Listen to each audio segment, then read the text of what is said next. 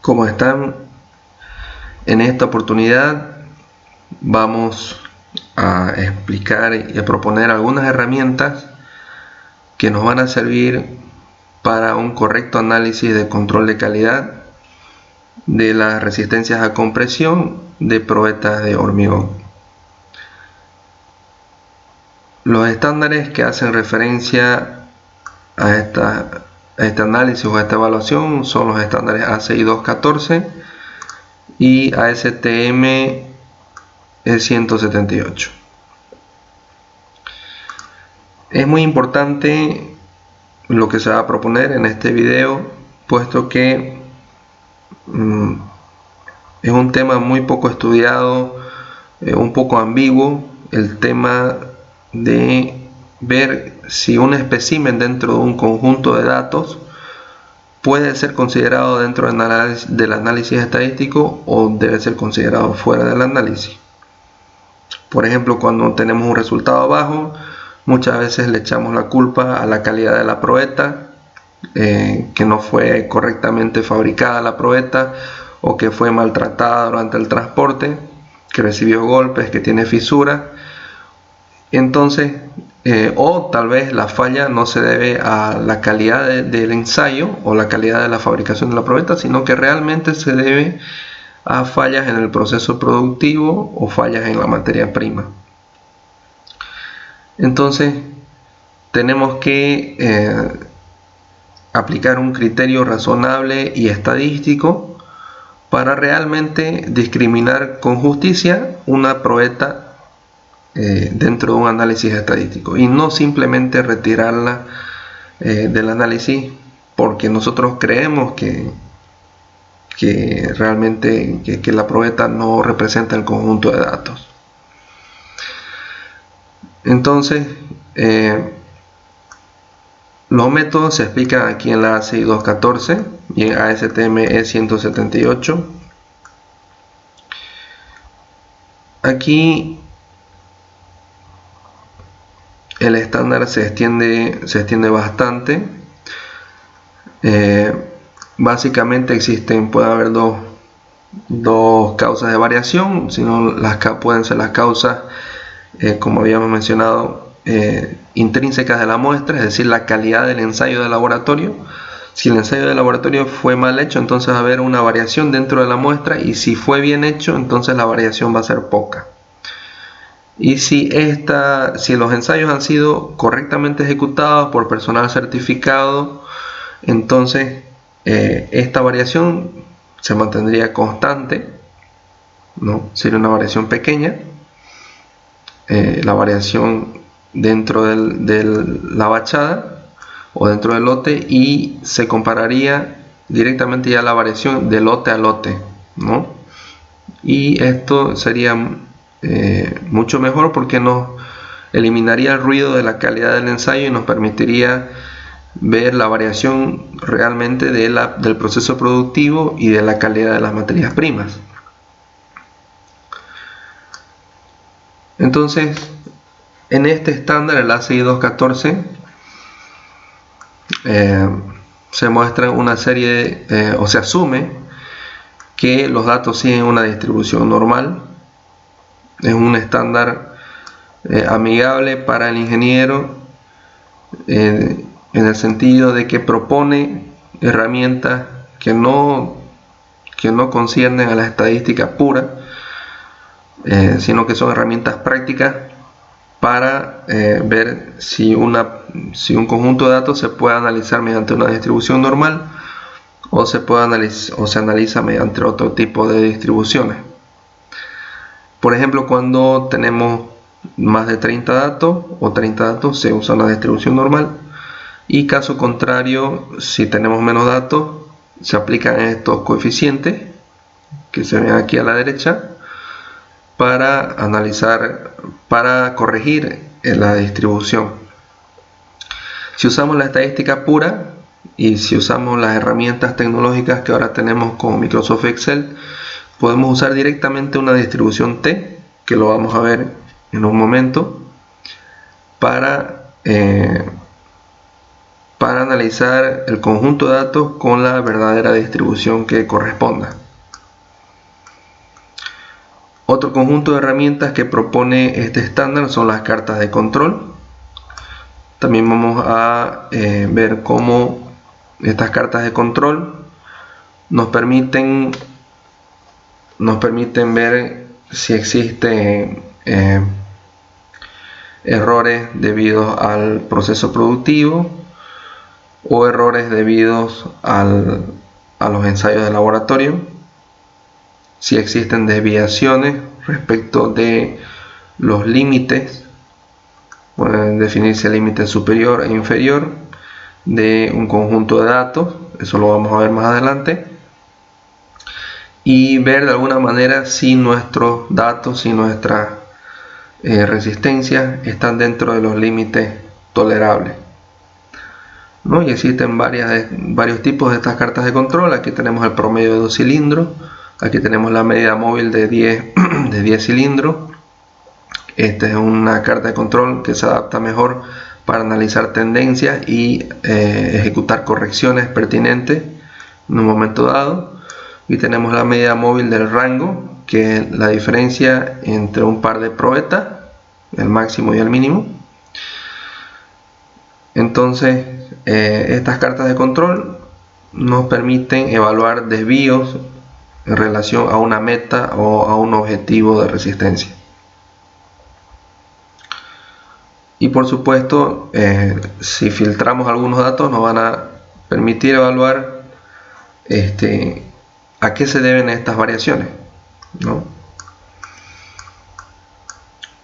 Ahora, en el tema de descartar valores, el estándar ASTM E178 básicamente se refiere a las pruebas estadísticas, a las pruebas de hipótesis. Igualmente, como es un estándar amigable con el ingeniero, aquí propone directamente tablas con valores críticos estadísticos. Aquí dice valores críticos, con los cuales uno directamente compara las pruebas estadísticas y ve si ese dato corresponde a la población que se está observando o si no corresponde. Y aparte de las pruebas estadísticas, este estándar propone otras pruebas como el criterio de Dickson y otras pruebas más. Sin embargo, la prueba más aceptada es la prueba de hipótesis, que puede ser de una cola o puede ser de 2 colas. Bien, entonces vamos directamente a analizar lo que son la prueba de chi cuadrado. Es lo primero que vamos a proponer. En este caso, si tenemos un conjunto de datos de un hormigón H23, por ejemplo, para elaborar una carta de control, lo primero que hacemos es definir submuestras. Por ejemplo, submuestras de 10 datos, cada submuestra, y lo primero que se ejecuta es una prueba chi cuadrado. Aquí tenemos todo el conjunto de datos de resistencia y elaboramos clases, elaboramos distintas clases y calculamos la frecuencia. Bueno, esto lo calcula Excel automáticamente, y lo importante en esta prueba es comparar la frecuencia observada de nuestros datos versus una frecuencia esperada, que es la que vemos acá a la derecha. Esta se supone que es una frecuencia perteneciente a una distribución normal y esta es la frecuencia observada. Entonces voy a comparar los dos y defino un valor crítico, por ejemplo con un nivel de confianza del 99%, y calculo el valor de la prueba chi cuadrado. Si el valor de la prueba chi cuadrado resulta, el valor P de la prueba chi cuadrado resulta mayor al valor crítico, entonces no se rechaza la hipótesis de que los datos siguen una distribución normal. Caso contrario, si el valor P resulta más pequeño que el valor crítico, entonces sí se rechaza la hipótesis de que los datos siguen una distribución normal y habría que ver qué otro tipo de distribución se ajusta a estos datos. Entonces, una vez que sabemos eso, podemos elaborar una carta de control. Bueno, es muy probable que con una gran cantidad de datos la distribución intrínseca de la población sea una distribución normal. Entonces vamos a elaborar las medias de muestras de 10 datos cada una. Aquí se pueden ver las medias de 10 datos cada una.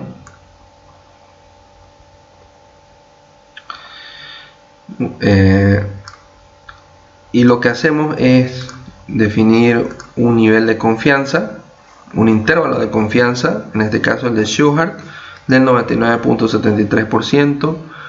Entonces el nivel de confianza para estadístico Z vendría a ser del 99.87% según esta fórmula, y el estadístico Z sería de 3. Eso también está en concordancia con lo que especifica ACI 214, que por lo general se debe considerar que los datos estén a 3 desviaciones estándar. Si caen dentro de 3 desviaciones estándar, entonces se puede considerar un nivel de confianza aceptable para el análisis. Entonces definimos el promedio de las medias. En realidad este es el promedio prácticamente de todos los datos, la desviación estándar del proceso y el tamaño de la muestra que se considera en este caso, que es 10 datos, y calculamos mediante el teorema del límite central el límite superior del intervalo de confianza y el límite inferior, ¿no? Entonces con estos límites nosotros los dibujamos, estos límites, el límite superior y el límite inferior, y dibujamos las medias de 10 datos cada una, ¿no? Y de esa manera vemos, por ejemplo, si alguna baja del límite inferior o si alguna está por encima de los límites, ¿no? Bueno, en realidad me interesa si está por encima, es mejor, ¿no? Si está por debajo, hay que analizar cuál es la causa de la desviación. Si estos datos han sido filtrados, por ejemplo, por el tema de la densidad de las probetas, o si han sido filtrados por la relación agua-cemento, o si han sido filtrados por el tenor del cemento. Si todos estos datos cumplen con las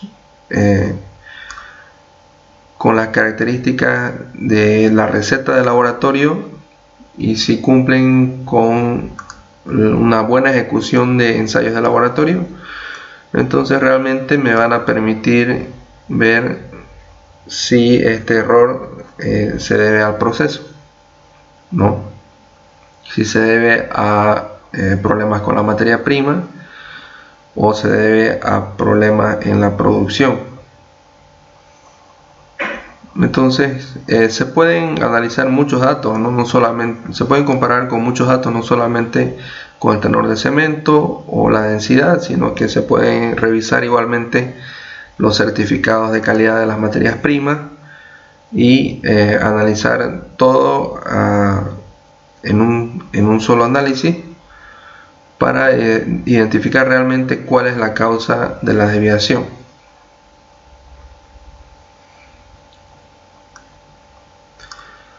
Bien, y eso es lo que respecta a cartas de control.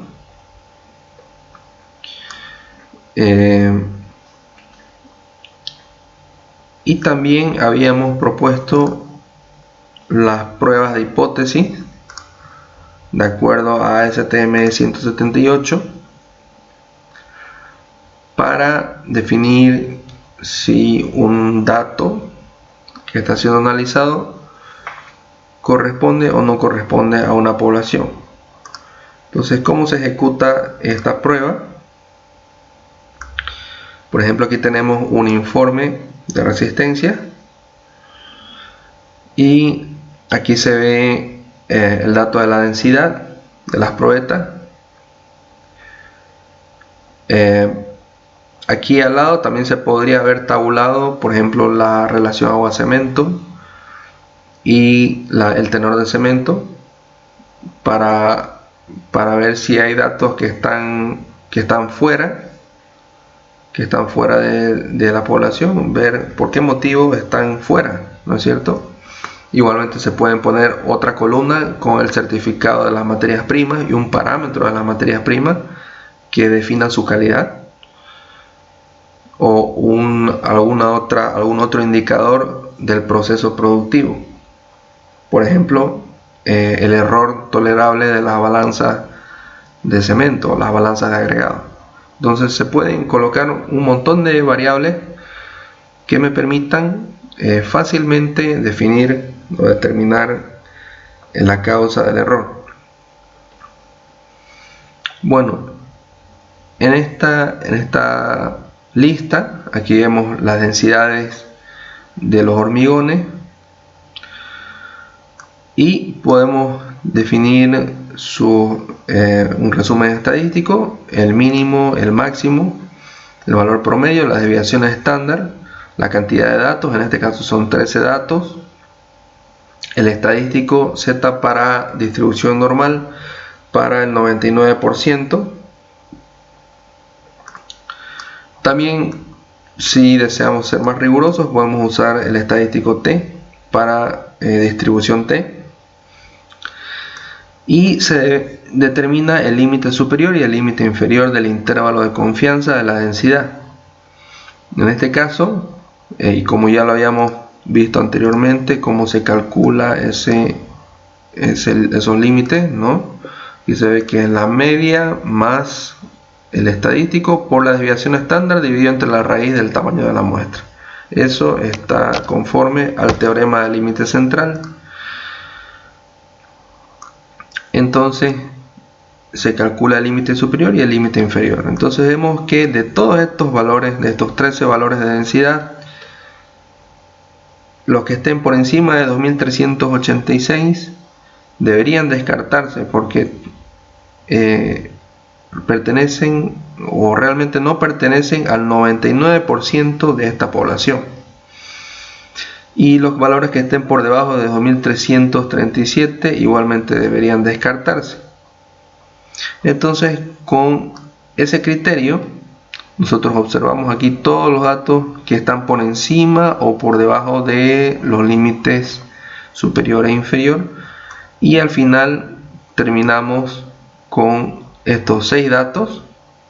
De 13 llegamos a 6, descartando todas las probetas que han sido malas, por ejemplo, ¿no? que han sido mal elaboradas, o no necesariamente las probetas que han sido mal elaboradas, sino tal vez alguna mezcla, alguna porción de la mezcla que haya tenido una relación agua-cemento defectuosa o un tenor de cemento bajo. Por eso es importante tabular al lado todos esos parámetros, y por eso también las normas especifican que el muestreo debe tomarse del tercio central del camión, puesto que si tomamos del inicio o del final, las normas reconocen que existen variaciones dentro del camión, ¿no? Entonces nos quedamos con 6 datos, determinamos un límite superior, un límite inferior. Aquí ya no estamos analizando densidades, sino que estamos analizando resistencia, ¿no? Las resistencias que están en esta columna. Y de esos 6 datos que son válidos, que tienen una densidad aceptable, vemos qué datos de resistencia, y aquí ya entra el análisis que tanto estamos buscando, el análisis de qué valores de resistencia deberían descartarse o deberían descartarse del análisis estadístico y cuáles deberían considerarse. Entonces todos los valores de resistencia que estén por encima de 461 o por debajo de 302 deberían descartarse. Y fíjense que no estamos considerando los valores más altos de 461, que eso podría ir a favor del productor, pero para hacer un análisis justo tenemos que quitar todos los valores que estén por encima o por debajo de los límites del intervalo de confianza. Entonces finalmente nos quedamos con algunos datos. Creo que son estos 5 datos y determinamos el promedio. Ya con esos 5 datos determinamos una desviación estándar, el coeficiente de variación, que es el cociente entre la desviación estándar y el promedio, el estadístico Z para el 95% del nivel de confianza, que es lo que especifican nuestras normas locales. En otros países puede ser el 90%, y se calcula el FCK, ¿no? Entonces esa es la manera, ese es el criterio como se discriminan los valores estadísticamente mediante una prueba estadística, y vamos a ahondar un poquito en lo que significan las pruebas estadísticas. Aquí tenemos un pequeño ejemplo donde usamos justamente una distribución T, no estamos usando una distribución normal. Aquí tenemos datos, estos pueden ser megapascales, por ejemplo. Aquí tenemos un conjunto de 8 datos. Se determina la desviación de la muestra de estos 8 datos, el promedio. Y ya sabemos que nuestro nivel de confianza es el 95%.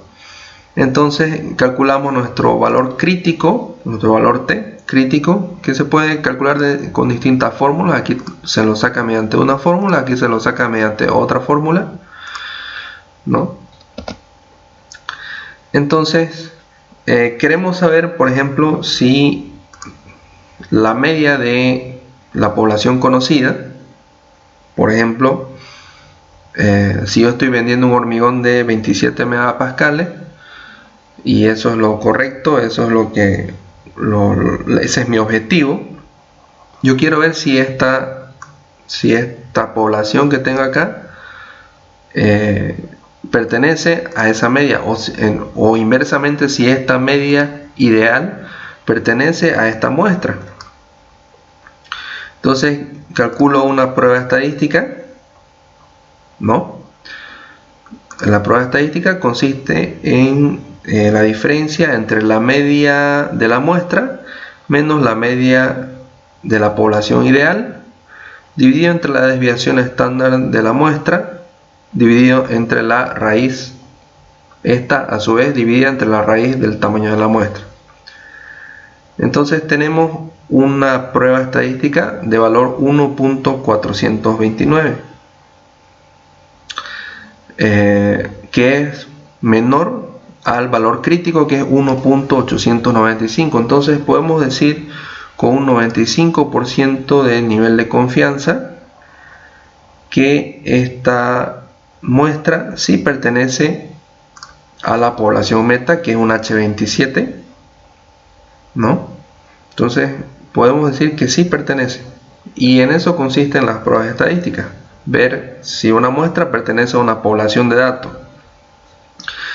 Para poder rechazar esta hipótesis tendríamos que haber trabajado con un nivel de confianza del 90.19%, o sea, un nivel de confianza un tanto bajo, un tanto mediocre, para decir que rechazamos esta hipótesis de que esta muestra pertenece a los 27 megapascales. Sin embargo, nuestras normas establecen un 95%, y que es un nivel de confianza más elevado, nos da mayor certeza, y por lo tanto podemos decir que esta población sí pertenece a esa población.